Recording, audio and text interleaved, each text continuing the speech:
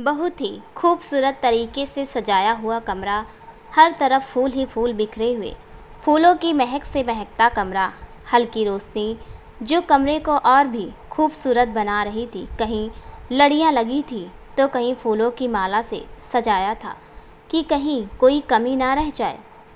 इन सब से भी खूबसूरत थी सुहाग सेज और उस पर बैठी बहुत ही खूबसूरत ही दुल्हन।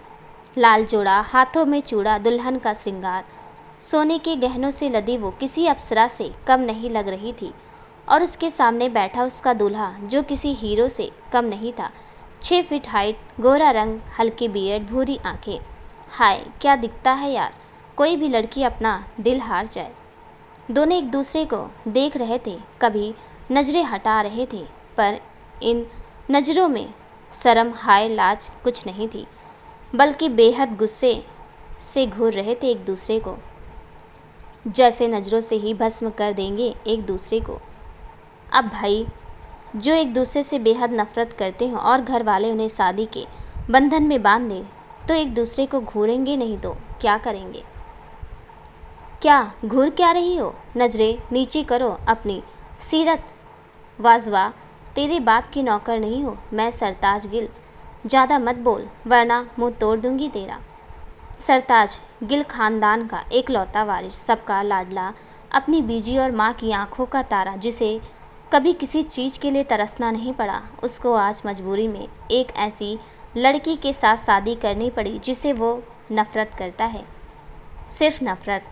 सीरत वाजवा खानदान की एकलौती लाडली, करोड़ों की मालकिन, पर इस बात पर जरा भी घमंड नहीं, सबकी चहेती, जिसे भी किसी चीज़ के लिए मना नहीं किया गया हो, उसको भी मजबूरी में ऐसे लड़के से शादी करनी पड़ी जिसे वो जरा भी पसंद नहीं करती। सरताज, ओए मेरे बाप पर मत जाइयो वरना मैं भूल जाऊंगा कि तू कुड़ी है। सीरत अपने सिर से चुन्नी हटाते हुए, ओए तू हाथ लगा के तो दे। हाथ नहीं तोड़ देना है मैंने तेरा, बड़ा आया बाप पे मत जाइयो। ओए तेरे बाप ही आया था रिश्ता लेकर हमारे घर और मैंने फंसा दिया था। सरताज उठकर सोफे पर बैठते हुए, ओए फंस तो मैं गया हूँ तेरे साथ शादी करके, कहाँ मैं और कहाँ तो।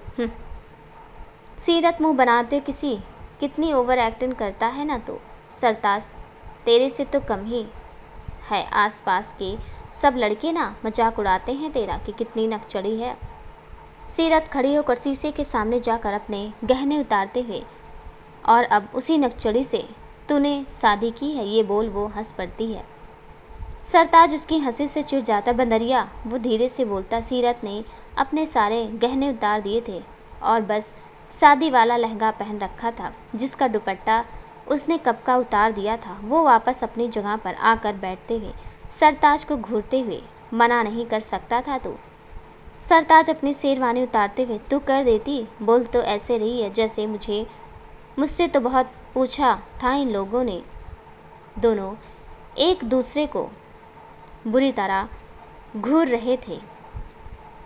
सीरत सरताज को घूरते हुए मना नहीं कर सकता था तो सरताज अपनी शेरवानी उतारते हुए, तू कर देती, बोल तो ऐसे रहे जैसे मुझसे तो बहुत पूछा था। इन लोगों ने मेरा बस चलता तो भाग जाता शादी वाले दिन ही। वो अलमारी से अपनी टी शर्ट निकाल कर उसको पहनते हुए बोलता। सीरत बेहद गुस्से से अपना चेहरा फेर लेती। सरताज कमरे में रखे छोटे से फ्रिज में से एक बियर निकाल कर पीने लगता है।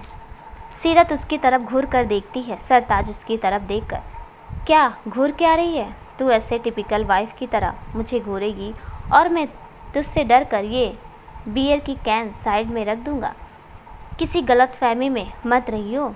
सीरत गुस्से से उठती है और उसके पास जाकर सोफे पर बैठते हुए बेहद गुस्से से, तुझे इतनी भी तमीज़ नहीं है कि जब सामने कोई बैठा हो तो उसे भी पूछ लेना चाहिए कि तू पिएगी, कब से अकेला ही पिए जा रहा है। सरताज की बियर मुंह से बाहर आती आती रह जाती है। ओए तू भी पीती है। सीरत उसके हाथ से बोतल छीनते हुए, देना तो, और अपने होठों से लगाकर गट गट पीने लगती है। सरताज, ओए सारी मत पी जाइयो, एक ही है। सीरत उसकी तरफ देखकर, जब कोई पीता है तो टोकते नहीं है, ये बोल वो फिर से पीने लगती है। सरताज उसके हाथ से बोतल छीन लेता है। फिर बोतल देखकर पागल सी सारी पी गई। कभी बियर नहीं देखी क्या तूने? बेशर्मों की तरह गट पी गई सारी। जो बची हुई थी वो सरताज पी गया था। सीरत उसको देखकर मुंह बनाते हुए, नाम इतना सरताज गिल और घर में 2 बियर तक नहीं, कंजूस कहीं का। इतने में उनके कमरे का दरवाज़ा नॉक होता है। कमलप्रीत गिल, सरताज की माँ। सरताज पुत्र दरवाज़ा खोल। दोनों एकदम से हड़बड़ा जाते हैं। सरताज तो सबसे पहले बियर की बोतल छिपाता है और सीरत अपना दुपट्टा ढूंढती है और जल्दी से सिर पर दुपट्टा रख लेती है। सरताज दरवाज़ा खोलता है। कमल अंदर आती हैं। उसके हाथ में खाने की प्लेट होती है। वो खाने की प्लेट को टेबल पर रख देते, फिर सीरत के पास जाकर बड़े प्यार से उसका गाल थपथपाकर, किन्नी सोनी है, किसी की नज़र ना लगे। सीरत हल्का सा मुस्कुरा देती है। सरताज मन में, हाँ वैबड़ी है पूरी की पूरी। कमल जी दोनों की तरफ देखकर, देखो बच्चों, सब जानते हैं कि तुम दोनों एक दूसरे को जरा भी पसंद नहीं करते, पर पुत्र जी अब टाइम बदल गया है। अब तुम दोनों एक मजबूत रिश्तों में बंध गए हो। अब पुरानी बातें भूल जाओ। सीरत सिर हिलाकर हाँ का इशारा करते हुए, जी मम्मी जी। सरताज मन में, बन तो ऐसे रही है जैसे कितनी शरीफ है, जैसे मुंह में जबान ही ना हो इसके। सीरत की नकल करते हुए मन में, जी मम्मी जी। कमल जी सरताज की तरफ देखकर, और तो खबरदार जो कुड़ी को तंग किया या इसके साथ झगड़ा किया, मेरे से बुरा कोई नहीं होगा। फिर सीरत की तरफ देखकर, पुत्र ये तुझे तंग करे तो मुझे बताना और खाना खा लेना। सरताज मन में, वाह मम्मी जी, इतनी जल्दी पार्टी बदल ली, और तू भी खा लियो। ये बोल वो वहाँ से चली जाती हैं। सरताज गेट बंद करके वापस आता है। सीरत अपनी चुन्नी एक तरफ फेंकते हुए, तेरी मम्मी तो बहुत अच्छी हैं, वैसे तेरे घर में तुझे छोड़कर सब अच्छे हैं। ये बोल वो सोफे पर बैठकर खाना खाने लगती है। सरताज उसके पास बैठते हुए, उधर हो थोड़ा, मुझे भी खाना है। सीरत थोड़ा सा खिसक जाती है। सरताज भी खाने लगता है। खाते खाते, वैसे तुझे नहीं लगता हम दोनों के साथ नाइंसाफ़ी हुई है? सीरत सोफे पर आलती पालती मारते हुए, वो तो है सरताज, और नहीं तो क्या, मतलब पूरी ज़िंदगी ये लोग दुश्मनी निभाते रहें। पहले तेरे दादाजी और मेरे दादाजी, फिर तेरे पापा जी और मेरे पापा जी, पूरी ज़िंदगी इन्होंने लड़ाई के अलावा कुछ नहीं किया। सीरत खाते हुए, और नहीं तो क्या, अब जब हमारी बारी आई तो इन्हें दुश्मनी ख़त्म करनी थी, वो भी हमें सूली पर चढ़ाकर। सरताज, अरे इतना ही शौक़ था दुश्मनी ख़त्म करने का तो कोई और रास्ता ढूंढते, हमें क्यों फंसा दिया यार। दोनों अपना खाना खा चुके थे। सीरत बेड पर लेटते हुए, देख मुझे बड़ी नींद आ रही है, सुबह से नौटंकी कर के थक गई हूँ मैं, तो अपना मुंह बंद कर। सरताज, ओए हेलो, ये मेरा बेड है। सीरत तो सरताज उसकी तरफ घूर कर देखता है। सीरत, देख मैं पली बड़ी हूँ राजकुमारियों की तरह, तो मैं तो सोफे पर सोने से रही, और तू तो शक्ल से ही सड़कों पर सोने वाला लगता है, और फिर मैं तुझे सोफ़ा ऑफ़र कर रही हूँ। सरताज गुस्से से उसके पास जाते हुए, तेरी मैं तो। सीरत, बुलाऊं तेरी मम्मी को? फिर वो ज़ोर से आवाज़ लगाने लगती, मम्मी जी। सरताज जल्दी से उसके मुंह पर हाथ रख देता, फिर गुस्से से, ठीक है जहाँ मरना है मर। ये बोल वो बेड की दूसरी तरफ जाकर लेट जाता है। सीरत को उसकी हालत पर हंसी आ रही थी। जल्दी ही वो अपनी आंखें बंद कर लेती है। कुछ ही देर में दोनों सो जाते हैं। अगली सुबह अलार्म की आवाज़ से सीरत की आंख खुलती है। वो अलमारी से उठने की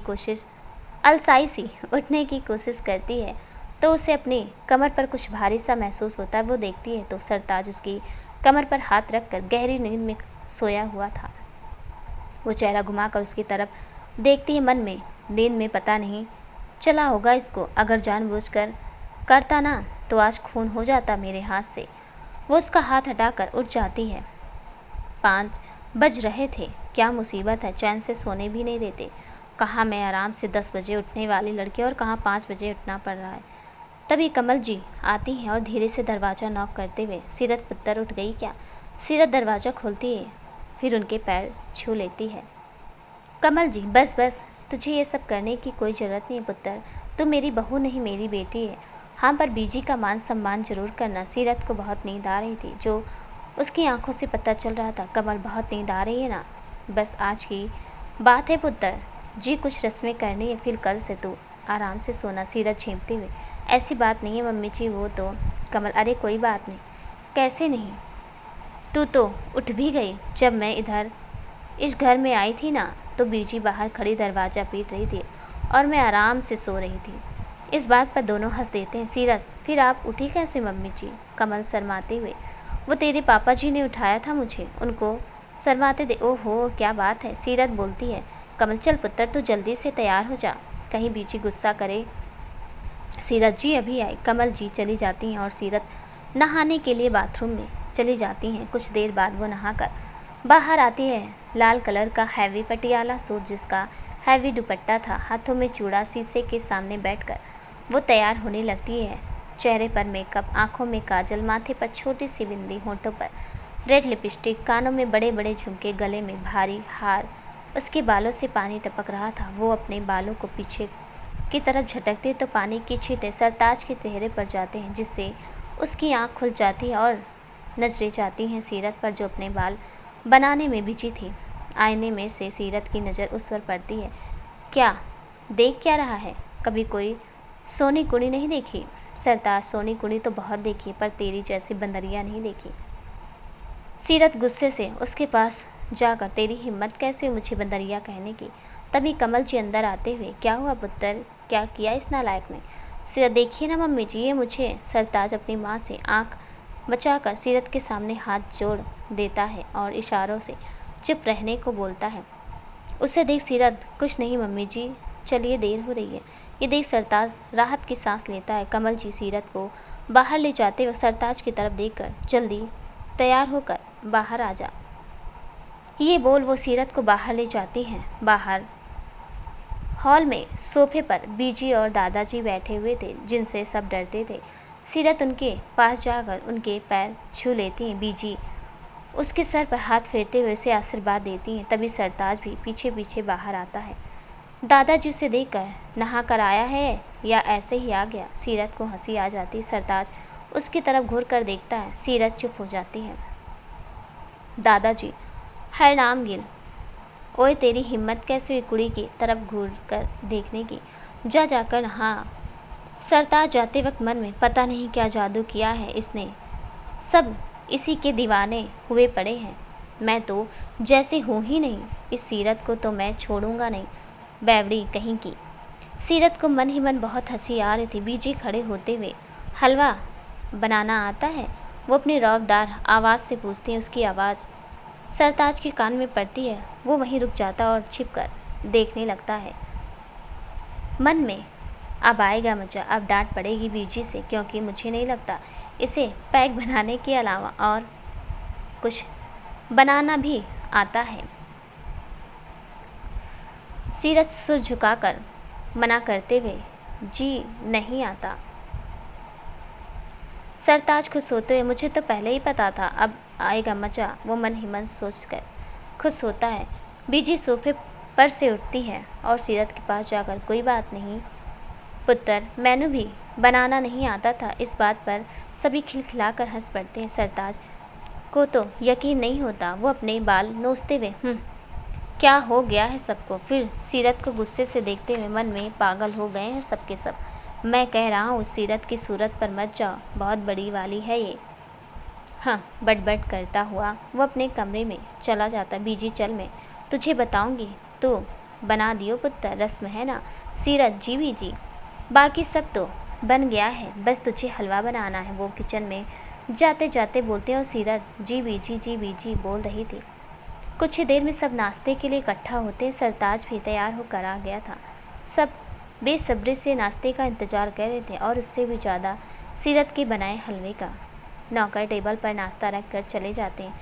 कुछ ही देर में सीरत किचन से बाहर आती, हाथ में हलवे वाला बाउल लेकर। दादाजी, अरे वाह, हलवे की खुशबू तो दूर से ही आ रही। सरताज मन में, मैं तो नहीं खाने वाला ये हलवा। सीरत सबको अपने हाथों से परोसती है। कमल जी, आजा पुत्र, तू भी नाश्ता कर ले, आज सारा नाश्ता तेरी पसंद का बनवाया है। सीरत मुस्कुराकर सरताज के साइड वाली कुर्सी पर बैठ जाती है। बीजी हलवे का एक चम्मच खाकर, वाह पुत्र जी, कमाल कर दिया, हलवा तो बहुत ही स्वाद बना है। सीरत बहुत खुश होती है। सरताज, क्या बीजी, बनाया तो आपने है, हलवा और तारीफ आप इसकी कर रही हैं? इसने क्या किया है? सब लोग उसे घूर कर देखते हैं, यहाँ तक कि सीरत भी। बीजी गुस्से से, तू चुप कर, हलवा सीरत ने ही बनाया है, मैं तो बस इसके पास खड़ी से बता रही थी। दादाजी, अब अगर तूने कुड़ी को कुछ कहा ना तो तेरे लिए अच्छा नहीं होगा। सरताज चुपचाप सिर झुकाकर डांट खा रहा था। सीरत धीरे से, इतना मज़ा तो नाश्ता करने में नहीं आया जितना तेरी डांट पड़ते देख आ रहा है। सरताज गुस्से से दांत बीच कर, देख लूँगा तुझे सीरत, बजावा। सीरत बड़े आराम से, कोई बात नहीं, जब दिल करे तब देख लेना। उसके जवाब से सरताज चिढ़ जाता है। मन में, इन घर वालों ने कहाँ फंसा दिया है यार, मैं इसे एक पल भी बर्दाश्त नहीं कर पा रहा हूँ। सारी ज़िंदगी कैसे करूँगा। एक तो जादूगरनी ने पता नहीं क्या जादू चलाया है, आते ही सबको अपनी तरफ कर लिया। सब लोग नाश्ता ख़त्म करते हैं और सीरत को पहली रसोई का शगुन देते हैं। बीजी और दादाजी उसे हीरो का हार देते हैं जो बहुत ही खूबसूरत था। कमल जी और जसप्रीत गिल, सरताज के पापा, वो उसे सोने के गहने देते हैं। सरताज मुंह बनाकर अपने कमरे में चला जाता है। कुछ ही देर में बीजी सीरत को वापस सरताज के कमरे में लेकर आती है और सीरत से, अब तू आराम कर पुत्र, रात को भी रिसेप्शन है, फिर देर रात तक जागना है। बीजी सरताज को देखकर, तू भी यहीं रहियो, सीरत के पास अकेला मत छोड़ियो इसे। सरताज मन मार कर, जी बीजी, ये बोल बीजी चली जाती। उनके जाते सरताज जल्दी से गेट बंद करता और गुस्से से सीरत की बाजू पकड़कर दीवार से के साथ लगाकर बिल्कुल उसके करीब जाकर, बहुत हंसी आ रही थी तुझे। वो सीरत के बहुत करीब था, इतना कि सीरत उसकी गर्म सांसें अपने चेहरे पर महसूस कर रही थी। वो घूर कर सरताज की तरफ देखती है। दूर हट, वो गुस्से से बोलती है। सरताज भी गुस्से से, नहीं हटूंगा, क्या कर रही थी कि जब दिल करे देख लियो। और उसके और भी करीब जाते हुए बोलता। सीरत बहुत ज़ोर से उसके पेट में एक मुक्का मारती है जिससे सरताज थोड़ा दूर हट जाता है और अपने पेट को पकड़कर, ओए पागल है तो, इतनी ज़ोर से कौन मारता है पागल कहेंगी, तेरा हाथ है या हथौड़ा। सीरत उसकी तरफ देखते हुए, ओए मेरे करीब आने की हिम्मत भी कैसे की तूने, आज तो छोड़ रही हूँ, अगली बार मुझे छूने की कोशिश ना तो तेरा वो हाल करूँगी कि तू सोच भी नहीं सकता। दोनों एक दूसरे को घूर कर देख रहे थे। दोनों की आंखों से अंगारे बरस रहे थे। दोनों ही बेहद गुस्से से अपना चेहरा फेर लेते हैं। सीरत गुस्से में आकर बिस्तर पर बैठ जाती है और सरताज सोफे पर। दोनों में से कोई कुछ नहीं बोल रहा था। किसी तरह दिन बीतता है और शाम होती है। कमल जी सीरत के पास जाकर, चल पुत्र, पार्टी के लिए तैयार होना है ना। वो सीरत को लेकर चली जाती है। सरताज मन में, शुक्र है चली गई, कुछ टाइम के लिए तो शांति रहेगी। तभी उसके दादाजी कमरे में आते। सरताज पुत्र, सरताज, अरे दादाजी आइए। दादाजी, देख पुत्र, मैं जानता हूँ हमने जो फैसला लिया है उसमें तेरी खुशी नहीं है, पर पुत्र, जब हम बड़े इतनी पुरानी दुश्मनी भुला सकते हैं तो फिर तुम बच्चे क्यों नहीं। सरताज, बात वो नहीं है दादाजी, बचपन से मुझे बस इतना बताया गया था कि वाजवा खानदान हमारा सबसे बड़ा दुश्मन है। मुझे तो ये भी नहीं पता था कि आप लोगों की दुश्मनी क्यों हुई थी। बचपन से हम दोनों ही एक दूसरे से नफरत करते आए हैं और आपने एकदम से मेरी शादी उससे करवा दी जिसकी शक्ल भी मुझे पसंद नहीं है, और आप मुझसे उम्मीद करते हैं कि मैं उससे अच्छे से बात करूं, उसका ख्याल रखूं। सॉरी दादाजी, मुझसे नहीं होगा ये सब। दादाजी, ओए तू फिक्र क्यों करता है, टाइम के साथ सब ठीक हो जाना है। चल इन सब बातों को छोड़ और तैयार हो जा, तेरे सास ससुर आने ही वाले होंगे, और पुत्र उनके सामने तो ठीक से पेश आना। तभी सरताज के दोस्त अंदर आते हैं। उन्हें देख, दादाजी तैयार करो इसे, और कोई बदमाशी नहीं। सब लोग सिर झुकाकर, जी दादाजी। उनके जाते सब लोग सरताज को घेर कर बैठ जाते हैं। ओए कहाँ था तू, सुबह से शादी हो गई तो हमें भूल गए, इतनी पसंद आ गई क्यों वो सीरत तुझे। सरताज खड़े होकर कपड़े चेंज करते, पसंद और वो सीरत कभी नहीं। उसके दोस्त, रहने दे, सुबह से तो कमरे से बाहर नहीं निकला साले, जब तुझे वो पसंद ही नहीं है तो क्या कर रहा था उसके साथ बंद कमरे में। सरताज इरिटेट होते हुए, चुप करो ना और अपनी घटिया सोच अपने तक ही रखो। क्या कर रहा था सुबह से, उसके मर्डर का प्लान बना रहा था, आओ तुम भी हेल्प करो थोड़ी।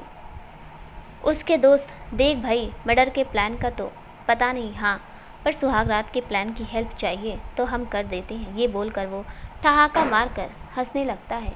सरताज के चेहरे पर भी स्माइल आ जाती है। कुछ ही देर में पार्टी शुरू हो गई थी। वाजवा खानदान भी आ गया था। बहुत ही खूबसूरती से सजाया था बंगले को। जहाँ तक नज़र जाए झिलमिलाती रोशनी ही रोशनी थी। हर कोई तारीफ करता नहीं थक रहा था। बहुत ही खूबसूरत स्टेज लगी थी। डीजे पर बढ़िया गाने बज रहे थे।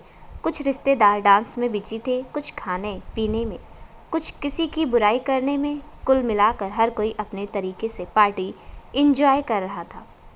सरताज के दोस्त सरताज को लेकर स्टेज पर आ जाते हैं। रॉयल ब्लू कलर का 3 पीस सूट, हल्की बियर्ड, भूरी आंखें, बालों को सलीके से सेट किया हुआ काफ़ी जच रहा था वो। सारे दोस्त मिलकर हंसी मजाक कर रहे थे और टॉपिक था सीरत, क्योंकि वो भी जानते नहीं थे अब उनके दोस्त की दुश्मन थी तो उनकी भी थी। तभी लाइट डिम होती और एक लाइट पड़ती है सीरत पर। सभी की नज़रें उस ओर जाकर ठहर जाती है। सरताज और उसके दोस्त के भी रॉयल ब्लू कलर का गाउन, बालों को सामने से पफ किया हुआ और बाकी बालों को कर्ल करके साइड पर किया हुआ, आंखों पर गहरा मेकअप, होठों पर डार्क पिंक कलर की लिपस्टिक, हाथों में लाल चूड़ा, गले में डायमंड सेट और कानों में भी डायमंड ईयरिंग। उफ, क्या लग रही थी सीरत। सरताज का एक दोस्त, ये तो बड़ी सोनी है यार। उसकी आवाज़ से सरताज होश में आता है और अपनी नज़रें सीरत पर से हटा लेता है। सीरत धीरे धीरे कदम बढ़ाती स्टेज की तरफ चली जाती है। उसके साथ कुछ रिश्तेदार भी थे जो उसे स्टेज तक ले जा रहे थे। स्टेज के पास जाकर सीरत नज़रें उठाकर सरताज की तरफ देखती है और हल्का सा मुस्कुरा देती। सरताज के सारे दोस्त उसकी तरफ देखते हैं। सरताज को बड़ी हैरानी होती है मन में, कहीं ये पी तो नहीं आई है ना। सीरत स्टेज पर चढ़ने लगती है तो सरताज उठकर उसके सामने जाकर अपना हाथ कर देता है। सीरत फिर मुस्कुरा कर अपना हाथ उसके हाथ में दे देती है। दोनों अपनी अपनी जगह पर बैठ जाते हैं। सब लोग बहुत खुश थे। सरताज के दोस्त अब भी वहीं खड़े थे। वो गला साफ करते हुए, हमें नहीं मिलवाएगा भाभी से? सरताज, हाँ हाँ क्यों नहीं। सीरत उनकी तरफ देखकर फिर धीरे से सरताज के कान में, मुझे इन नमूनों से मिलने का कोई शौक़ नहीं है। सरताज उसकी तरफ देखकर, प्लीज़ यार वरना मेरी बहुत बेइज्जती होगी। सीरत, बदले में मुझे क्या मिलेगा? सरताज, जो तू बोले। सब लोग उन्हें ही देख रहे थे। घर वाले दोनों को देखकर, चलो अच्छा है, बच्चे आपस में घुलने मिलने की कोशिश कर रहे हैं, दोनों को किसी की नज़र ना लगे। सरताज के दोस्त, हमें तो कह रहा था पसंद नहीं है और अब देखो इन्हें देखकर कोई कहेगा कि ये दोनों पक्के दुश्मन हैं। सीरत सामने देखते हुए, मेरे कमरे में पहुंचने से पहले बियर पहुंच जानी चाहिए। सरताज हैरानी से उसकी तरफ देखता, ठीक है पहुंच जाएगी, अब तो ठीक है ना। सीरत, सरताज एक एक कर अपने सभी दोस्तों से उसको मिलवाता है। कुछ ही देर में सब डीजे पर धमाल मचा रहे थे। चाहे दोस्त हो या रिश्तेदार या घर वाले, सब डांस करने में बिजी थे। बस सीरत और सरताज उन्हें बैठकर देख रहे थे। सीरत, अरे ये सब पागल हो गए हैं क्या? मतलब इन्हें किस बात की खुशी हो रही है? जिनकी शादी है पहले उनसे तो पूछ लो कि वो खुश हैं या नहीं। सरताज उसकी हाँ में हाँ मिलाते हुए, सही कह रही है तू, कब से बंदरों की तरह उछले जा रहे हैं। सीरत हंसते हुए, मुझे लगता है तेरे सारे रिश्तेदार ना पागल ही हैं। सरताज उसकी तरफ घूर कर देखते हुए, ध्यान से देख, बीच में तेरे भी हैं। वो देख, अपने मामा जी को देख कैसे नागिन डांस कर रहे हैं, और वो तेरे मौसा जी ने हाथों से बीन बना रखी है। सीरत, अच्छा जी, और वो तेरी बुआ, उन्हें देख कैसे शराबियों की तरह घूम रही हैं, और उधर देख तेरे वो। सरताज, बस समझ गया मैं, कुल मिलाकर हम दोनों को छोड़कर यहाँ सभी पागल हैं। सीरत धीरे से, हम दोनों नहीं, तू भी पागल है। पर सरताज उसकी बात सुन लेता है और गुस्से से, तेरी तो। तभी बीजी पीछे से आते हुए, ओए रुक, तू भी शुरू हो गया? तुझे तो मैं बताती हूँ। बीजी पीछे से आते हुए, तो फिर शुरू हो गया ना, रुक तुझे मैं बताती हूँ। सरताज मन में मर गया। सीरत को मन ही मन बहुत हंसी आ रही थी। इससे पहले कि बीजी कुछ बोलती, उससे पहले सीरत घर वाले स्टेज पर आ जाते हैं। उन्हें देखकर सरताज मन में बच गया, वरना आज सबके सामने ही मेरी बेइज्जती का कचरा हो जाता। सीरत की माँ, अच्छा बीजी, अब इजाज़त दीजिए। फिर सीरत के पास जाकर, तू खुश है ना पुत्र? सरताज मन में, अरे कोई मुझसे भी पूछ लो कि मैं इस बेवड़ी के साथ खुश हूँ या नहीं। जिसे देखो सीरत सीरत। सीरत मुस्कुराकर, आप टेंशन मत लो मम्मी, सब ठीक है। फिर सरताज की तरफ देखकर, जो ठीक नहीं है उसे मुझे ठीक करना आता है। सरताज धीरे से, क्या सुना रही है? सीरत, तेरा नाम लिया मैंने, अब तो खुद ही अपने ऊपर बात ले रहा है, तो मेरी क्या गलती? सीरत की माँ, बीजी, कल हम सीरत को लेने आएंगे। बीजी, आपका अपना घर है, जब मर्जी आओ, हम तैयारी करके रखेंगे। कुछ ही देर में सब चले जाते हैं। पार्टी भी बहुत अच्छे से हो जाती है। सब लोग अपने अपने कमरे में चले जाते हैं। सीरत कमरे में जाकर सबसे पहले तो अपनी ज्वेलरी उतारती है। सरताज अभी तक आया नहीं था। इसके बाद वो अपने कपड़े चेंज करने के लिए बाथरूम में चली जाती है। तभी सरताज अंदर आता है और गेट बंद कर देता है। सीरत चेंज करके बाहर आती है। उसने रेड कलर का नाइट सूट पहना हुआ था, सारा मेकअप भी उतार दिया था, बिल्कुल सिंपल। हाथों में सुहाग चूड़ा। आईने के सामने जाकर वो अपने लंबे बालों को बांधने लगती है, जिससे बालों की कुछ लटें चेहरे पर आ रही थी। सरताज उसको देख रहा था। सीरत फटाफट से पलंग पर बैठते हुए, ला मेरी बियर दे जल्दी। सरताज, रुक जा, मैं भी चेंज करके आता हूँ, फिर साथ में पियेंगे। सीरत अपनी कमर पर दोनों हाथ रखकर खड़ी होकर उसके पास जाती है।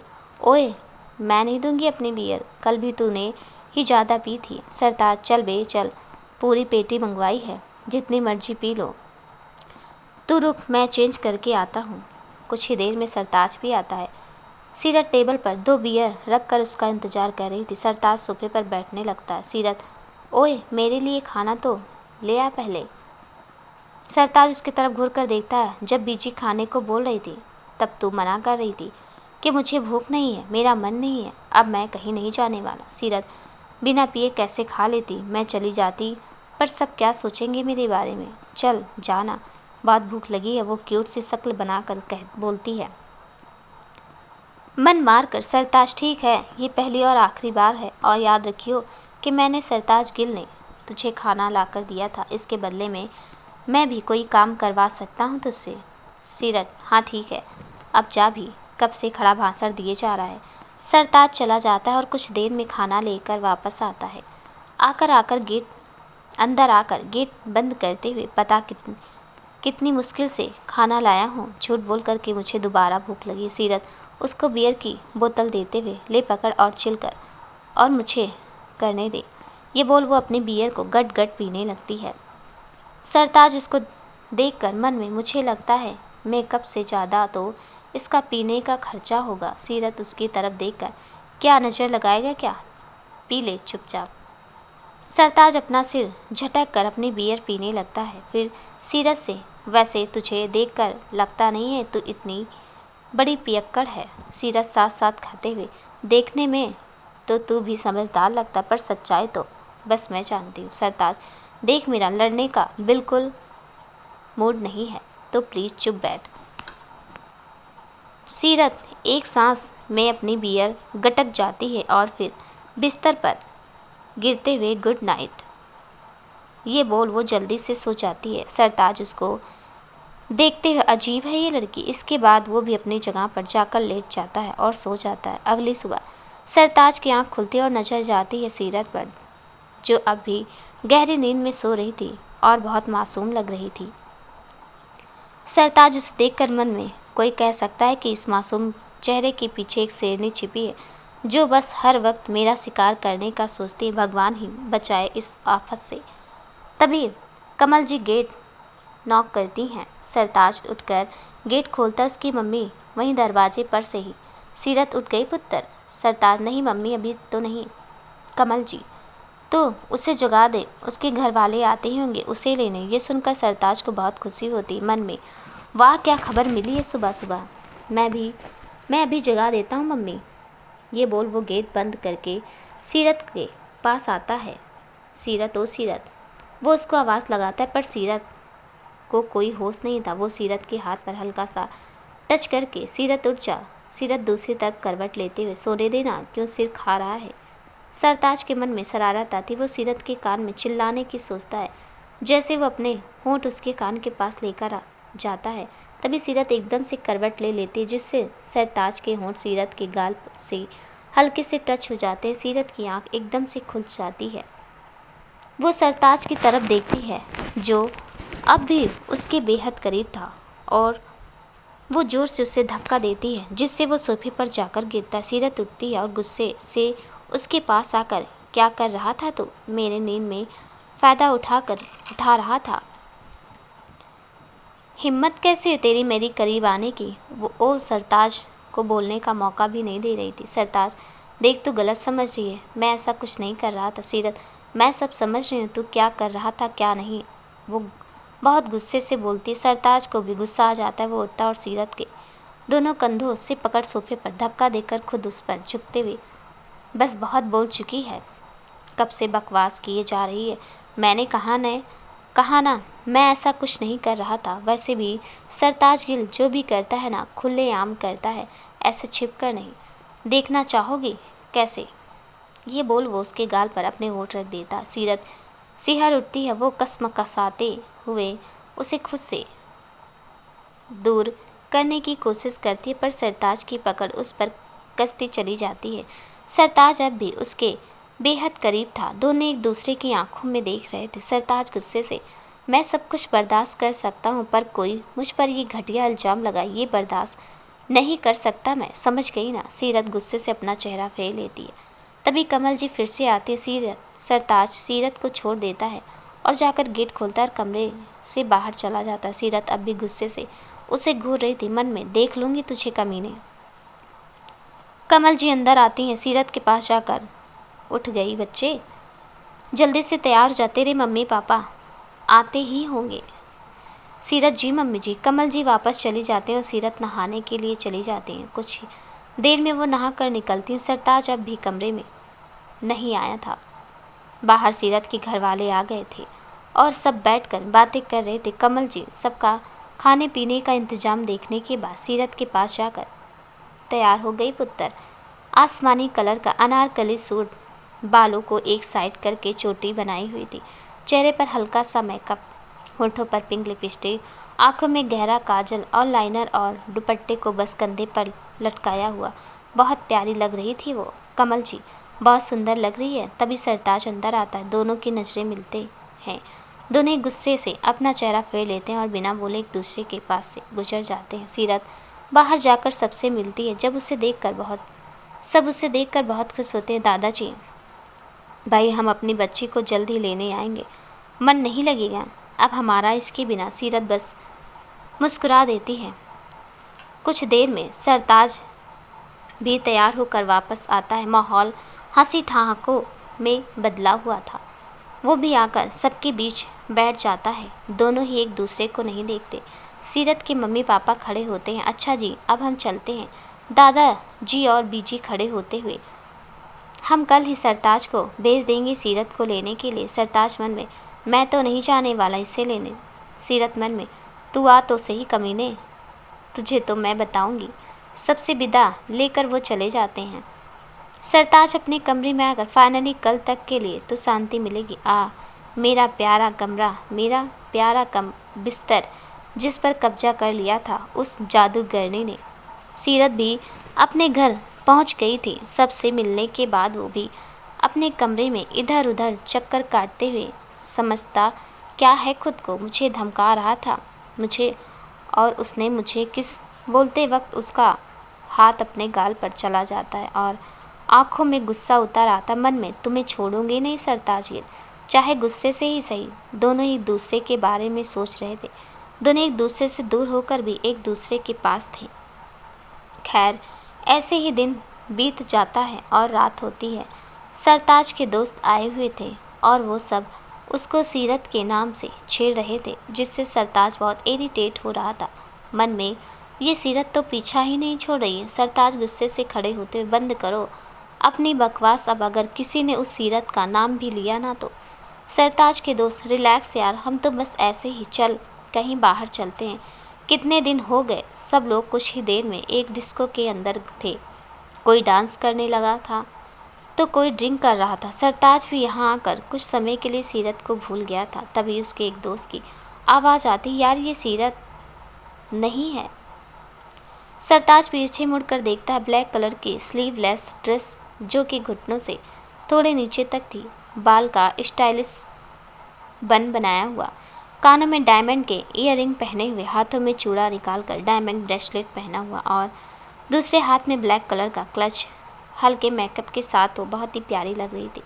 सीरत अपनी सहेलियों के साथ बातें करती हुई आ रही थी। इस बात से अनजान कि सरताज एकटक उसे ही देख रहा था। सीरत अपनी सहेलियों के साथ बात करती हुई चली आ रही थी, इस बात से बेखबर कि सरताज उसको एकटक देख रहा था।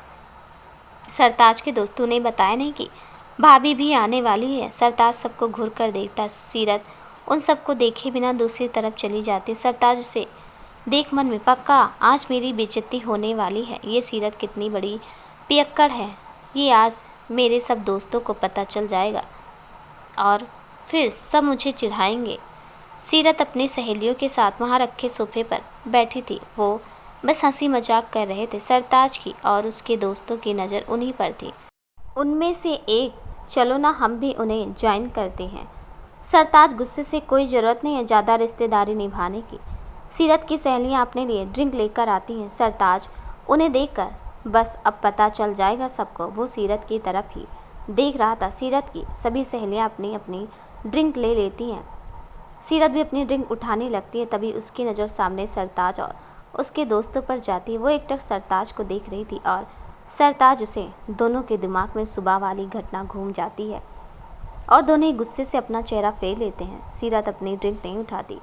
उसकी सहेली, पीना, तुझे क्या हुआ? सीरत, आज मन नहीं है। हालांकि सरताज उनकी बातें नहीं सुन सकता था, पर वो ये समझ गया था कि सीरत पी नहीं रही है।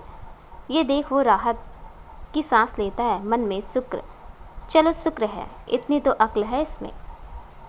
वहाँ पर मौजूद एक लड़का कब से सीरत को देख रहा था। सरताज के दोस्त, ओए ये कमीना कब से भाभी को घूर रहा है, हड्डियाँ तोड़ दें क्या इसकी? सरताज, चुप करो सब और उसे भाभी भाभी कहना बंद करो, कुछ नहीं लगती ये मेरी। सीरत की सहेलियाँ डांस करने चली जाती हैं। वो सीरत को भी बोलती है। सीरत अपने फ़ोन में कुछ देख रही थी। वो बोलती, चलो मैं आई। सीरत वहाँ पर अकेली बैठी होती है। उस लड़के के कदम उसकी तरफ बढ़ जाते हैं। सीरत भी उसकी हरकतें काफ़ी टाइम से नोटिस कर रही थी। बेशक सरताज ने सबको कह दिया था कि सीरत के पास कोई जाएगा नहीं, पर उसका सारा ध्यान सीरत और उस लड़के की तरफ ही था और उसे उस लड़के पर भी बहुत गुस्सा आ रहा था। उसके कदम उस तरफ बढ़ जाते हैं। वो जहाँ सीरत बैठी थी उसके पास रखे सोफे पर जाकर बैठ जाता है। उसके दोस्त भी उसके पास जाकर बैठ जाते हैं ताकि उस लड़के की बात सुन सके। वो लड़का सीरत के एकदम पास बैठते हुए अपना हाथ आगे बढ़ाकर, हेलो आई एम। सीरत वहाँ से उठते हुए, वट एवर, ये बोल वो अपनी सहेलियों के पास जाकर डांस करने लगती है।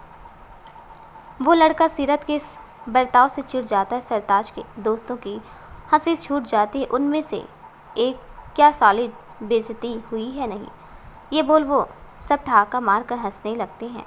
सरताज भी मंद मंद मुस्कुरा रहा था। वो लड़का और भी ज़्यादा चिढ़ जाता है और गुस्से से उसके हाथों की मुट्ठियाँ कस जाती हैं। फिर वो दोबारा से सीरत की तरफ घूर कर देखता जो डांस करने में मस्त थी। सरताज भी उसे देख रहा था। बीच बीच में सीरत की नज़रें भी सरताज से मिल रही थी, पर जल्दी ही वो दोनों अपनी नज़रें हटा लेते थे। वो लड़का भी जाकर डांस करने लगता है और जानबूझकर सीरत के करीब आने की कोशिश करने लगता है। सरताज का खून खौल जाता है। सीरत भी बहुत देर से उसे बर्दाश्त कर रही थी। अब उसे भी बहुत गुस्सा आ रहा था, पर वो यहाँ सबके सामने कोई तमाशा करना नहीं चाहती थी। वो उस लड़की की तरफ देखती है और एक कातिलाना स्माइल उसकी तरफ पास करती है। सरताज भी उसकी हरकत देख लेता है। सीरत अपने कदम बाहर की तरफ करती है और जाते जाते पीछे मुड़ कर उस लड़के की तरफ देखती, फिर हल्की स्माइल करके उसे अपने पीछे आने का इशारा करती है। वो लड़का टेढ़ा मुस्कुराकर उसके पीछे जाता है। सरताज दोनों को देख रहा था। उसे सीरत पर गुस्सा भी आ रहा था। मन में, मैंने गलती से छू लिया तो मेरा खून करने के लिए तैयार हो गई थी और अब देखो, पर मुझे क्या, उसकी मर्जी, जो जी में आए वो करे, लेकिन उससे रहा नहीं जाता, वो भी दोनों के पीछे जाता है। वो बाहर आता है पर वहाँ वो दोनों नहीं थे। कुछ सोचकर वो पार्किंग एरिया की तरफ चला जाता है। वहाँ पहुंचकर जो वो देखता है तो हैरानी से आंखें फटी रह जाती है उसकी। सीरत अपनी गुस्से से लाल आंखों से उसे घूर रही थी और उसने उस लड़के पर गन पॉइंट की हुई थी। वो लड़का उसके आगे हाथ जोड़कर घबराया खड़ा था। सीरत गुस्से से, बहुत नाचने का शौक है ना तुझे, लड़कियों से चिपक चिपक के, अब नाच, वो गरजते हुए बोलती है। वो लड़का, मुझे माफ़ कर दो प्लीज़, आगे से मैं किसी लड़की की तरफ आंख उठाकर भी नहीं देखूंगा। सीरत दांत बींचकर, मैंने कहा नाच, चल शुरू हो जा। वो लड़का पागलों की तरह नाचने लगता। उसकी हालत पर सरताज को बहुत हंसी आ रही थी। सीरत बहुत देर तक उसको नचाती, फिर एकदम से उस लड़के के करीब जाकर गन उसके माथे पर रखती है। फिर बेहद गुस्से से, बेटा इतना टाइम नहीं लगाती सीरत, वाजवा, इतनी देर में तो ठोक देती हूँ मैं, समझा। सीरत कहीं सच में गोली ना चला दी, ये सोचकर सरताज जल्दी से उसके पीछे चला जाता है। सीरत चल निकल यहाँ से, वो उस लड़के से बोलती है। तभी सरताज उसके पीछे पहुँच जाता। वो जो सीरत को भी पता चल गया था, वो एकदम से पलटती है और गन सरताज के माथे पर पॉइंट करते हुए, तूने भी मुझे धोखे से छूने की कोशिश की थी सुबह, बेहद गुस्से से वो बोलती। सरताज बेखौफ उसकी आंखों में देखता है। वो लड़का तो वहाँ से भाग जाता। सरताज निडर होकर उसकी आंखों में देखते हुए, मैंने पहले भी कहा था और भी कह रहा हूँ, वो गलती से हुआ था, मेरा ऐसा कोई इरादा नहीं था। इतनी छोटी सोच का मालिक नहीं है सरताज की, जो ऐसी घटिया हरकतें करे, और फिर भी तुझे लगता है कि मैंने जानबूझकर कर दिया है तो चला गोली, वो बेखौफ होकर बोलता है। सीरत को उसकी आवाज़ में, उसकी आंखों में सच्चाई साफ दिखाई दे रही थी। वो गन नीचे कर लेती। तभी दोनों के दोस्त उनको ढूंढते हुए वहाँ आ जाते हैं और दोनों को साथ देखकर हैरान रह जाते हैं। सीरत जल्दी से गन छिपा देती है। सीरत की सहेली, तूने बताया नहीं सीरत की जीजा जी भी आने वाले हैं, तभी तेरा हमारे साथ मन नहीं लग रहा था, पहले बोल देती तो हम तेरे साथ आते ही नहीं। सरताज के दोस्त मौके का फ़ायदा उठाते, और नहीं तो क्या, तुझे भी भाभी के साथ अकेले आना था तो बोल देता, यहाँ छिप छिप कर क्यों मिल रहे हो। सीरत और सरताज दोनों हैरानी से एक दूसरे की तरफ देखते हैं। फिर दोनों एक साथ, बकवास बंद करो अपनी। सरताज के दोस्त, वाह, अब पकड़े गए तो बकवास बंद करो। सीरत की सहेलियाँ, और नहीं तो क्या, चलो चलो हम लोग ही चलते हैं यहाँ से। सीरत बीच में ही, अरे पर सुनो तो। उसकी सहेली, अब तुम दोनों सुनो एक दूसरे की, हम तो चले, हमें कबाब में हड्डी बनने का शौक़ नहीं है, और हाँ, हम तेरी गाड़ी लेकर जा रहे हैं, तुझे तो जीजा जी भी छोड़ देंगे। सरताज के दोस्त भी उनके साथ चले जाते हैं। वो तो कब से इसी मौके के तलाश में थे। सब लोग दोनों वो अकेले छोड़कर चले जाते हैं। सीरत उन्हें आवाज़ लगाती रह जाती है पर वो नहीं सुनते। दोनों बेबसी से एक दूसरे की तरफ देखते हैं। सीरत मन में, मुझे इस बंदर के साथ नहीं जाना। सरताज मन में, मुझे इस बंदरिया के साथ नहीं जाना। उफ फो, क्या मुसीबत है, कितनी मुश्किल से इससे पीछा छुड़वाया था, लेकिन भगवान से मेरी खुशी देखी नहीं जाती, फिर फंसा दिया ना।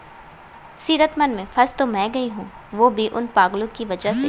ओहो, क्या मुसीबत है, मैं इससे कैसे कहूँ कि मुझे जोरों की भूख लगी है, उन तितलियों के चक्कर में मैंने खाना नहीं खाया। दोनों को अपने दोस्तों पर बहुत गुस्सा आ रहा था। सरताज मजबूरी में चले, सीरत मन मार कर दोनों गाड़ी में बैठ जाते हैं। भूख तो सरताज को भी बहुत लगी थी और रात भी हो गई थी। वो गाड़ी सड़क पर दौड़ा देता। दोनों ही चुप थे, दोनों के पेट में चूहे दौड़ रहे थे। सीरत की नज़र सामने एक रेस्टोरेंट पर पड़ती है। वो सरताज की तरफ देखकर, मुझे बहुत भूख लगी है, सामने वाले रेस्टोरेंट में चलो, लगभग वो उस पर रौब झाड़ते हुए बोलती है। सरताज एक तरफ गाड़ी रोकते, सबसे पहले तो अपनी टोन सही करो, ये जो हमेशा इतनी अकड़ लेकर घूमती हो ना, कोई फ़ायदा नहीं है इसका। सीरत गाड़ी से उतरते हुए, ज़्यादा भाषण मत दो, मेरी ये टोन सिर्फ तुम्हारे लिए और किसी के लिए नहीं। सरताज, क्यों, मैं स्पेशल हूँ क्या? वो सीरत की तरफ देखकर बोलता है। सीरत आगे बढ़ते हुए, हाँ स्पेशल तो हो तुम, बंदर कहीं के, ये बोल वो आगे बढ़ जाती। सरताज घूरते हुए उसके पीछे जाता है। दोनों एक टेबल पर जाकर बैठ जाते हैं, अपना अपना ऑर्डर देते हैं। अब खाना आने तक दोनों चुप थे। कुछ ही देर में उनका खाना आ जाता है। दोनों अपना अपना खाना खाने लगते हैं। जब पैसे देने की बारी आती तो सीरत अपना कार्ड निकाल कर पेमेंट कर देती है। सरताज, तूने खाने के पैसे क्यों दिए? सीरत, क्योंकि सीरत वाजवा किसी का एहसान नहीं लेती। तू मुझे घर तक छोड़ रहा है, ये उसी के बदले में है। फिर थोड़ा रुक कर सरताज की तरफ देख, और मेरी बीजी कहती गरीबों को खाना खिलाने से पुण्य मिलता है, तो बस थोड़ा सा पुण्य कमा लिया। ये बोल वो मुस्कुराते हुए जाकर गाड़ी में बैठ जाती है। सरताज वहीं खड़ा उसकी बातों का मतलब समझने की कोशिश कर रहा था, और मतलब समझ आते ही, ओए रुकते तेरी तो। वो गाड़ी में बैठते हुए, तुझे मैं गरीब लगता हूँ? सीरत मुस्कुरा कर चेहरा फेर लेती है। फिर जोर से, अब तो चलने की मेहरबानी करेगा या मैं खुद ही चली जाऊँ? सरताज गाड़ी स्टार्ट करते हुए, देख लूँगा तुझे, कल आ रहा हूँ ना तुझे लेने, देखती जा तू अब कि ये सरताज गिल क्या चीज़ है। सरताज गाड़ी में बैठते हुए, देख लूँगा तुझे सीरत की बच्ची, कल आ रहा हूँ ना तुझे लेने, तू देख अब तेरे साथ क्या क्या होता है। सीरत उसकी तरफ देख कर, चल चल, डरती नहीं हूँ मैं तेरे से, बड़ा आया, जो करना है वो कर ले। सरताज गाड़ी स्टार्ट करता और सीरत के घर की तरफ भगा देता है। दोनों में से कोई कुछ नहीं बोल रहा था। हाँ, जब भी एक दूसरे पर नज़र पड़ती तब घूर जरूर रहे थे एक दूसरे को। सरताज मन में, सही कहते हैं सब, इस सीरत के बारे में एक नंबर की नक चढ़ी है ये। पता नहीं बीजी और दादाजी को इसमें ऐसा क्या दिखा जो सालों पुरानी दुश्मनी खत्म करने के लिए भी तैयार हो गया। सीरत मन में, पता नहीं इस लंगूर में क्या दिखाई दिया मेरे घर वालों को जो मुझे इसके साथ बांध दिया। ओह हो, अभी तुम शादी को बस 2 दिन ही हुए हैं, मैं इसके साथ एडजस्ट नहीं कर पा रही हूँ। पता नहीं सारी ज़िंदगी कैसे रहूँगी। कुछ देर में सीरत का घर आ गया था। सीरत गाड़ी में से उतरती और अंदर जाने लगती है। सरताज जल्दी से बाहर आकर पीछे से, ओ हेलो, तेरा ड्राइवर हूँ क्या, तुझे घर तक छोड़ा है, कोई थैंक यू नहीं, कोई एहसान नहीं। बेशर्मों की तरह चुपचाप चली जा रही है। सीरत उसकी तरफ घूर कर देखती है।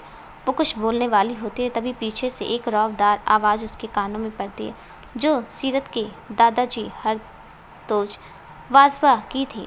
कहाँ से आ रही है इतनी रात को? आवाज़ सुनकर सीरत के चेहरे का रंग उड़ गया था, जो सरताज ने देख लिया था। पीछे मुड़कर देखने की सीरत की हिम्मत नहीं थी। उसकी शक्ल देखकर एक बार को तो सरताज भी डर गया था। हरजोत जी, मैंने पूछा कहाँ से आ रहे इतनी रात को, वो भी इस लफंगे के साथ। अभी तक उन्होंने सरताज का चेहरा नहीं देखा था। सरताज मन में, मैं और लफंगा, वाह क्या इज्जत है मेरी अपने ससुराल में। सीरत थूक निगलते हुए सरताज के पास आती है और फिर उसका हाथ पकड़कर दादाजी के सामने जाते। ये लफंगा नहीं है दादाजी, आपका जमाई है। सरताज हैरान होकर सीरत की तरफ देखता है। मन में ये कड़वी नीम से अचानक शहद कैसे टपकने लगा। दादाजी सरताज को देख, ओहो माफ़ करना पुत्र जी, मैंने तो तुम्हें लफंगा समझ लिया था। सरताज आगे बढ़कर उनके पैर छूते हुए, कोई बात नहीं दादाजी। दादाजी सीरत की तरफ देखकर, बेटा जी बताया नहीं आपने कहाँ गई थी इतनी रात को। सरताज मन में, अब आएगा मजा जब मेरे सामने सीरत की बैंड बजेगी।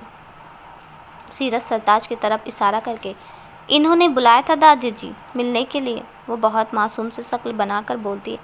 ये सुनकर सरताज हैरानी से उसकी तरफ देखता है। वो बोलता, मैंने सिर्फ उसकी बाजू पर हल्की सा नोच लेती है और आंखें दिखाकर उसे चुप रहने को बोलती है। दादाजी सरताज पुत्र ने, पर क्यों? सीरत, क्या दादाजी आप भी, एक तो एकदम से आपने हम दोनों की शादी करवा दी, एक दूसरे को समझने का मौका भी नहीं दिया, ऊपर से अब हमारे मिलने पर भी आप सवाल जवाब कर रहे हैं, ये तो गलत बात है ना। वो शिकायत करने के लहजे से बोलती है। उसे देख सरताज मन में, वाह इसे कहते हैं उल्टा चोर कोतवाल को डांटे। सीरत थोड़ा नरम होते हुए नजरें झुकाकर, और फिर आपने ही तो कहा था कि अपने पति की सभी बातें माननी है। सरताज की तो हैरानी की कोई सीमा नहीं रहती। वो सीरत की तरफ देखकर मन में, पति और मैं, वाह कितनी बड़ी नौटंकी है ये सीरत, एकदम से कितनी भोली बन गई। और मुझे पति, सीरियसली पति, कब से इसने मुझे पति समझा है? हाँ, जब देखो तब तो काटने को दौड़ती है। उसकी बात पर दादाजी कुछ बोल नहीं पाते। फिर सीरत के कपड़े देखकर, जाना ही था तो ढंग के कपड़े पहन लेती, नहीं जा सकती थी। वो घूरते हुए बोलते हैं। सीरत सरताज की तरफ उंगली करके, इन्होंने गिफ्ट की है, बोला था यहीं पहन के आना। अब इनको कैसे मना करती। आप तो जानते ही हैं ना, पति की बात को टालते नहीं हैं। अब तो सरताज का दिल कर रहा था कि धरती फट जाए और वो उसमें समा जाए। दादाजी सरताज की तरफ देखकर, तुमने दिए हैं ये कपड़े? सरताज हैरानी से, जी सीरत, देखो मान भी रहा है कि इसी ने दिए हैं। सर दादाजी तो बता कर नहीं जा सकती थी। अब सीरत को समझ नहीं आ रहा था कि क्या बोले वो। सरताज की तरफ देखती है। इतने में सीरत की दादी आकर थोड़े गुस्से में, वो मुझे बता कर गई थी। और क्या, कब से पुलिस वालों की तरह सवाल कर रहे हो? बच्चों की नई नई शादी हुई है, उनकी उम्र है, अब नहीं घूमेंगे तो बुढ़ापे में घूमेंगे। खुद ने तो कभी घुमाया नहीं, अब शादी करके कैद कर लिया मुझे। ज़िंदगी ख़राब हो गई मेरी। तो तुमसे शादी करके वो दादाजी को बोलने का मौका भी नहीं दे रही थी। सीरत को बहुत हंसी आ रही थी और सरताज को भी। मन में पक्का ये सीरत अपनी दादी पर गई है। दादाजी, भाई मैंने क्या किया है? आपको तो बस बहाना चाहिए मुझे 4 बातें सुनाने का। दादाजी, जमाई पहली बार घर आया है और कब से उसे बाहर ही खड़ा कर रखा है आपने? शर्म नहीं आती आपको? दादाजी, इस औरत को तो बस मुझसे ही दुश्मनी है। बढ़ करते हुए वो अंदर चले जाते हैं। उनके जाते ही दादी सरताज से, आजा पुत्र अंदर आ। सरताज, नहीं बीजी, काफ़ी रात हो गई है। बीजी उसका हाथ पकड़कर, ओ आ तो जा पुत्र, कोई चाय काफ़ी पी कर जाइयो। दोनों अंदर आते हैं। बीजी अंदर जाते हुए, तुम दोनों बैठो, मैं कॉफ़ी भिजवाती हूँ। दोनों गार्डन में रखी कुर्सियों पर बैठ जाते हैं। उनके जाते सरताज गुस्से से, बहुत बड़ी वाली है तो मुझे क्यों फंसा रही है थी? अभी तेरे दादाजी मुझे गोली मार कर उड़ा देते तो? सीरत भी गुस्से से, तुझे इसलिए फंसा रही थी ये शब ना तेरी वजह से ही हुआ है। सरताज आंखें छोटी करके उसकी तरफ घूर कर देखता है। सीरत, घूर क्या रहा है? मैं तो फटाफट अंदर जा ही रही थी। नहीं तो तुझे पड़ी थी। मुझे थैंक यू नहीं बोला, मेरा एहसान नहीं माना, जब तो बहुत बोल रहा था तू। सरताज कुछ बोलता उससे पहले बीजी नौकर के हाथ से काफ़ी भिजवाते और पीछे पीछे खुद भी आ जाती हैं। बीजी को देखकर दोनों चुप हो जाते हैं। बीजी सरताज के पास जाकर, ले पुत्र कॉफ़ी पी। सरताज मुस्कुराकर कॉफ़ी उठा लेता है। बीजी, तुम दोनों बातें करो, मैं अभी आई। जाते हुए सीरत से, ध्यान रखना सरताज पुत्र का। सीरत मन में, ध्यान माई फुट, ये क्या बच्चा है जो मैं इसका ध्यान रखूं? सरताज फटाफट अपनी कॉफ़ी ख़त्म करता और खड़े होते हुए, मैं चलता हूँ। सीरत भी खड़ी हो जाती। सरताज आगे बढ़ता है। सीरत पीछे से, ओए रुक। सरताज पीछे पलटता। सीरत उसके सामने जाकर उसकी तरफ देखकर, थैंक यू। सरताज को तो अपने कानों पर यकीन नहीं होता। वो अपना कान साफ करते, क्या मैंने कुछ गलत सुन लिया? शायद, फिर से बोल तू। सीरत उसे घूर कर, ज़्यादा मत बन, तूने माँ साफ सुना है कि मैंने क्या बोला क्या नहीं? बड़ा आया, फिर से बोल तो। सरताज, हाँ पक्का मैंने गलत ही सुना था, तू कभी ढंग से बात कर ही नहीं सकती। सीरत टेढ़ा मुस्कुरा कर, हाँ तूने गलत ही सुना है, ये बोल वो अंदर की तरफ जाने लगती। सरताज पीछे से, अच्छा बता तो दे कि क्या बोला था तूने? सीरत उसकी तरफ देखकर, भाड़ में जाओ, ये बोल वो आगे बढ़ जाती। सरताज पीछे से, ओए सुन। सीरत अपने कदम रोक लेती है पर पीछे नहीं पलटती। सरताज, तू ऐसी ही अच्छी लगती है, जंगली बिल्ली तरह। ये थैंक यू वैंकू तुझ पर सूट नहीं करता। सीरत के चेहरे पर स्माइल आ जाती। वो बिना कुछ बोले अंदर चली जाती है। सरताज अपनी गाड़ी में बैठ घर के लिए निकल जाता है। गाड़ी में उसको सीरत की बात याद आ रही थी। अब अपने पति की बात कैसे टाल सकती हूँ मैं? उसका चेहरा याद करके सरताज के चेहरे पर भी स्माइल आ गई थी। कुछ ही देर में वो घर पहुँच जाता है। गाड़ी पार्क करके जैसे ही वो घर के अंदर कदम रखता है तो सामने गुस्से से भरे अपने घर वाले नजर आते हैं। उन्हें देखकर, सरताज मर गया आज तो। सरताज के दादाजी गुस्से से, कहाँ से आ रहा है इतनी रात को? बीजी, ये कोई टाइम है घर आने का? कमल जी, तैनू कोई शर्म है या नहीं? शादी हो गई है तेरी, अब भी हमारा दोस्तों के साथ देर रात घूमता रहता है। सीरत क्या सोचेगी तेरे बारे में अगर उसे पता चला तो? सरताज मन में, लो उसे तो मैं घर छोड़ कर आ रहा हूँ, ये उस बेवड़ी की चिंता कर रहे हैं, वो तो मेरे से बड़ी आवारा है। बीजी, मुंह में दही जमा रखा है क्या जो तू कुछ बोल नहीं रहा सरताज मन में। अब क्या बोलूं फिर? एकदम से उसे सीरत की बातें याद आ जाती हैं। वो थोड़े गुस्से में, आपकी सीरत ने ही बुलाया था मुझे। सब हैरानी से उसकी तरफ देखते हैं।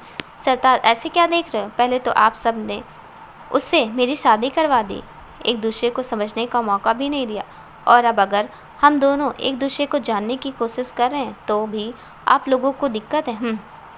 उसी ने कहा था कि हमें भी दुश्मनी भूलकर आगे बढ़ना चाहिए, इसलिए हम घूमने चले गए। पर नहीं, आपको तो मैं ही गलत लगूंगा। वो दुखी होने का नाटक करते हुए कहता है, दादाजी, अगर सीरत ने कहा है तो कुछ सोच कर ही कहा होगा, बहुत समझदार बच्ची है। सरताज मन में, कमाल है, इन्हें अपने बच्चे पर तो जरा सा विश्वास नहीं। सब कुछ इनका सब सीरत ही है। खैर जो भी हो, आज सीरत की वजह से बच गया मैं, ये सोचकर वो मुस्कुराते हुए अपने कमरे में चला जाता है। सरताज मन में ही खुश होते हुए अपने कमरे में जाकर दरवाज़ा बंद करके वो एक गहरी सांस लेता है। खुद से बच गया, आज तो इस सीरत की बच्ची ने बचा लिया। वो अलमारी में से अपने कपड़े निकाल कर अपने कपड़े चेंज करते हुए, बाय गॉड क्या दिमाग चलता है इस सीरत वाजवा का, एकदम से इतनी इनोसेंट बन गई ना। और क्या बोलती बंदगी उसने अपने दादाजी की। कपड़े बदल कर वो अपने बिस्तर पर उल्टा पेट के बल गिरते हुए, मेरे से 10 कदम आगे है ये लड़की, मतलब मुझे भी बहाने सोचने के लिए टाइम लगता है। और देखो इसे कैसे सब कुछ रट कर बैठी थी। पर जो भी है, मज़ा आ गया आज अपने घर वालों की बोलती बंद करके। ये सोचता सोचता वो सो जाता है। उधर सीरत अपने बिस्तर पर लेटी हुई, सरताज के शब्द उसके कान में घूम रहे थे। तू जंगली बिल्ली की तरह अच्छी लगती है, ये थैंक यू वैंक यू तुझ पर सूट नहीं करता। उसके चेहरे पर मुस्कान आ गई थी। मन में, इतना बुरा भी नहीं है जितना मैं सोचती थी। मुस्कुराते वो भी सो गई थी। अगली सुबह घड़ी 10 बजने का इशारा कर रही थी और सीरत अभी भी घोड़े बेच कर सो रही थी। उसकी मम्मी कमरे में आते हुए, किरणदीप वाजवा, ये देखो 10 बज गए और ये कुड़ी अभी तक सो रही है। शादी हो गई इसकी, पर इसे कोई मतलब नहीं इस चीज़ से। वो उसके पास बैठकर उसके सर पर हाथ फेरते, उठ जा पुत्र, 10 बज गए, सरताज किसी भी वक्त आता ही होगा तुझे लेने। सीरत कंबल को खींचकर अपने आप को पूरा कवर करते हुए, सोने दो ना मम्मा प्लीज़, बस थोड़ी देर। किरण जी जल्दी उठ जाइयो बेटा, ये बोल वो जल्द बाहर चली जाती हैं और सीरत फिर से गहरी नींद में चली जाती हैं। किरण जी भी अपने काम में लग जाती। वो सरताज के स्वागत में कोई कमी नहीं छोड़ना चाहती थी। लगभग 11 बजे के आसपास सीरत की आंख खुलती है। वो उठकर बैठ जाती है, अंगड़ाई लेते हुए। आज जाकर सोने का मज़ा आया। टाइम देखकर वो अपने कमरे से बाहर जाती है। सब लोग काम में बिजी थे। सीरत सबको देखकर सोफे पर बैठते हुए, क्या हुआ है आप सबको, ऐसे जल्दी जल्दी में क्यों काम कर रहे हो? सीरत की दादी, पुत्र जी, सरताज किसी भी वक्त आता होगा, कोई कमी नहीं होनी चाहिए। सीरत मन में, ये सब तो ऐसे काम कर रहे हैं जैसे सरताज नहीं कोई प्रधानमंत्री आने वाला हो। उसकी मम्मी तो यहाँ बैठी क्या कर रही है, जा जाकर तैयार हो जा, सरताज आता ही होगा। सीरत खींचते हुए वहाँ से उठकर जाती है। मन में सरताज सरताज, खून पी लिया इस सरताज ने तो। कूदते हुए वो अपने कमरे में चली जाती हैं और लैपटॉप खोलकर उस पर मूवी चलाकर बैठ जाती हैं। दोपहर के 2 बज रहे थे। सरताज भी अपने घर से निकल गया था। हालांकि वो भी जाने में आनाकानी कर रहा था, पर मन मार कर उसको आना ही पड़ा। कुछ देर में वो सीरत के घर पहुंच जाता है। खूब ज़ोरों शोरों से उसका स्वागत होता है। घर के नौकर उसके आगे पीछे घूम रहे थे। सीरत अब भी अपने कमरे में थी और ना वो अब तक तैयार हुई थी। सरताज की नंदे उसे ही ढूंढ रही थी, क्योंकि उसके घर वालों के सामने वो बहुत ही अजीब फील कर रहा था। अब सीरत से तो वो हर बात खुलकर बोल देता था। सीरत की दादी उसको देखते हुए, मैं अभी सीरत को लेकर आती हूँ पुत्र जी। सरताज नर्वस हो तो था ही, वो फटाफट से बोल देता, हाँ जी जल्दी बुलाइए। उसकी बात पर सभी हंस पड़ते हैं और वो झेंप जाता है। सीरत की दादी कमरे में जाते हुए, तैयार हो गई बेटा? फिर सीरत को देखकर, ये क्या तू अभी तक वैसे ही बैठी है? सरताज आ भी गया है और तेरा इंतजार कर रहा है। सीरत, तो क्या हुआ बीजी? वो कौन सा मुझे देखने आया है जो मैं उसके सामने सच समझ कर जाऊँ? बीजी चल पागल अपने पति के सामने सच संवर कर ही जाते हैं ताकि उनकी नज़रें किसी और की तरफ ना जाएं। ये मर्द लोग ना ऐसे ही होते हैं, इनको अपनी मुट्ठी में रखना ही पड़ता है। सीरत अपनी दादी को छेड़ते, ओह हो क्या बात है बीजी, जैसे आपने रखा है दादाजी को अपनी मुट्ठी में। बीजी चल चुप कर, जल्दी से तैयार होकर बाहर आ जा। ये बोलकर वो बाहर चली जाती हैं और सीरत तैयार होने लगती है। सरताज बाहर सोफे पर बैठा था और उसके सामने खाने का ढेर लगा हुआ था और सीरत के घर वाले उसे फोर्स कर करके काफ़ी ज़्यादा ही खिला चुके थे। वो मन ही मन कहा है, तू सीरत आजा और बचा ले मुझे, वरना आज ये तेरे घर वाले मुझे खिला खिला कर मार देंगे। इतने में सीरत बाहर आती है। पिस्ता ग्रीन कलर का पटियाला सूट, कजरारी आंखें, माथे पर छोटी सी बिंदी, होठों पर रेड लिपस्टिक, हाथों में चूड़ा, बालों को एक साइड करके हल्का ढलका हुआ जूड़ा बनाया हुआ और दूसरी तरफ एक लट जो उसके गाल को छू रही थी। कानों में बड़े बड़े ईयरिंग, दुपट्टे को कंधे पर पिन अप किया हुआ। सरताज की नज़र जैसे ही उसके ऊपर पड़ती है वो पलके झपकाना भूल जाता है। सीरत की नज़र उससे मिलती है। मन में ये लंगूर मुझे क्यों देख रहा है, एक रात में इसके अंदर का पति तो नहीं जाग गया। बीजी उसे देखकर, आजा पुत्र, कितनी सोड़ी लग रही है। वो सीरत को सरताज के पास बैठाते हुए बोलते। दोनों एक दूसरे को देखकर हल्का सा मुस्कुरा देते हैं। किरण जी सरताज की तरफ देखकर, अरे पुत्र जी खाओ ना, आप तो कुछ खा ही नहीं रहे। सरताज के पेट में अब बिल्कुल जगह नहीं थी। वो सीरत की तरफ देखता है और धीरे से उसके कान में, प्लीज़ यार बचा लो मुझे अपने घर वालों से, ये लोग मुझे खिला खिला कर मार डालेंगे। सीरत उसकी तरफ देखती है और सरताज की बेचारे से शक्ल देखकर उसको हंसी आ जाती। सरताज हंस क्या रही है, कुछ कर, मेरा पेट फट जाएगा। बीजी क्या हुआ पुत्र जी, आप खा क्यों नहीं रहे, कुछ और चाहिए क्या। सीरत ढेर टेढ़ा मुस्कुरा कर सरताज की तरफ देखती है। सरताज आंखों से ही उससे विनती करता है कि प्लीज़ मुझे बचा ले। सीरत धीरे से, बदले में मुझे क्या मिलेगा। सरताज उसकी तरफ देख, हाय रब्बा, मौके का फ़ायदा उठाना कोई तुझसे सीखे। सीरत तो फिर ठीक है, मैं इनसे कह देती हूँ कि तुझे ये सब पसंद नहीं है, कुछ और बना कर लाओ। सरताज गुस्से से दांत बींच कर, ठीक है मेरी माँ, जो कहोगी वो मिल जाएगा, अब तो कुछ कर। किरण जी क्या हुआ, तुम दोनों को कोई परेशानी है। सरताज पुत्र को। सीरत खड़े होते, परेशान ना हो तो और क्या हो, अरे बेचारा कितना खाएगा, आप तो इसे खिला रहे हो जैसे बाद में तो ये कभी आएगा ही नहीं। बीजी ये क्या बोले जा रही है। सीरत अरे ये बेचारा कुछ बोल नहीं रहा है तो आप सब तो समझो कब से ज़बरदस्ती इसको खिलाए जा रहे हो, हालत देखो उसकी। सब लोग सरताज की तरफ देखते हैं जो वाकई ज़्यादा खाने के कारण चेहरे से ही परेशान लग रहा था। बीजी अरे बेटा बोलना चाहिए था ना कि नहीं खाना है, हम तो खुशी में भूल ही गए। सरताज मन में, बोलने का मौका दोगे तो बोलेगा ना कोई। कुछ देर में सब हंसी मजाक कर रहे थे, सब लोग बहुत खुश थे। सरताज भी उनके साथ अब घुल मिल गया था। ऐसे ही शाम हो जाती है और सरताज सीरत को लेकर घर के लिए निकल जाता है। गाड़ी में सरताज सीरत की तरफ देखकर, थैंक यार तूने बचा लिया, वरना आज तो मेरा मरना तय था। सीरत उसकी बात पर हल्का सा मुस्कुरा कर, वो सब तो ठीक है पर तू अपना वादा भूल मत जाइयो, तेरी हेल्प करने के बदले में। सरताज गिल अपना वादा कभी नहीं भूलता, जो चाहिए वो बोल। सीरत सामने देखते हुए, अभी सोचा नहीं है, बता दूंगी। सरताज भी सामने देखते हुए, कोई बात नहीं, मैं नहीं भूलूंगा। फिर मुस्कुरा कर, वैसे थैंक्स तो मुझे तुझे रात के लिए भी बोलना है।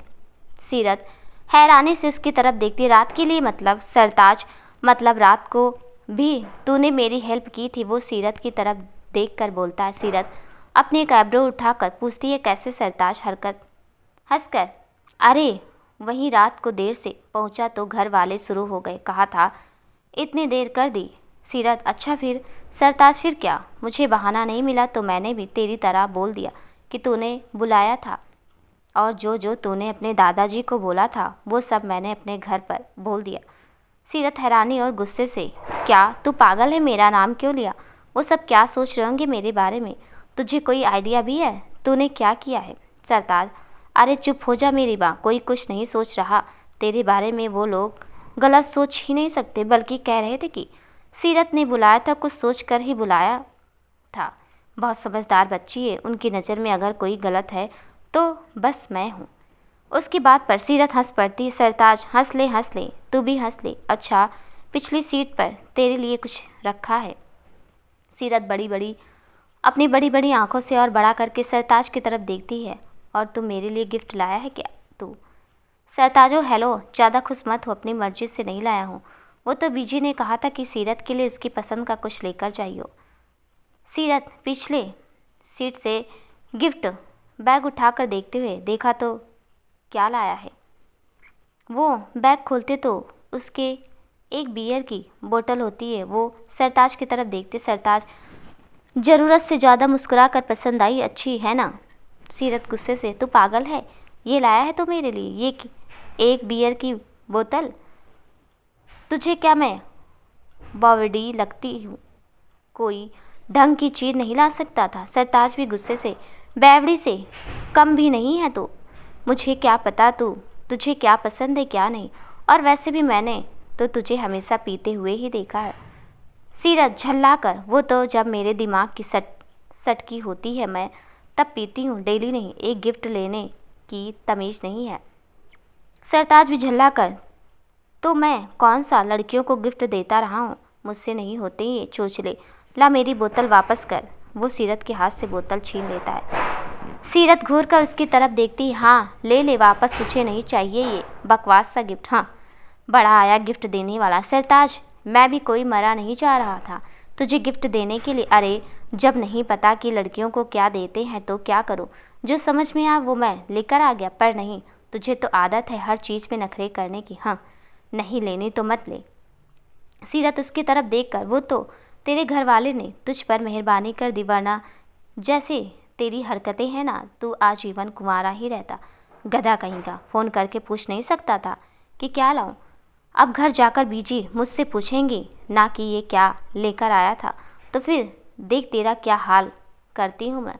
ये सुनकर सरताज के चेहरे का रंग उड़ जाता है। मन में मर गया, ओफो ये क्या मुसीबत है, कहाँ से ये आफत मेरे पल्ले पड़ गई। इससे तो मैं आजीवन कुंवारा ही रहूँगा। दोस्तों, मेरे गांव में आंधी आने की वजह से थोड़ी आप लोगों को आवाज़ें ज़रूर सुनाई दे रही होंगी, तो उसके लिए मुझे माफ़ कर दीजिएगा, सॉरी। और कहानी कैसी लगी हमें कमेंट में ज़रूर बताइएगा। कहानी का अगला भाग देखने के लिए प्लीज़ चैनल को सब्सक्राइब कर दीजिएगा। मिलती हूँ अगले भाग के साथ, तब तक के लिए नमस्कार।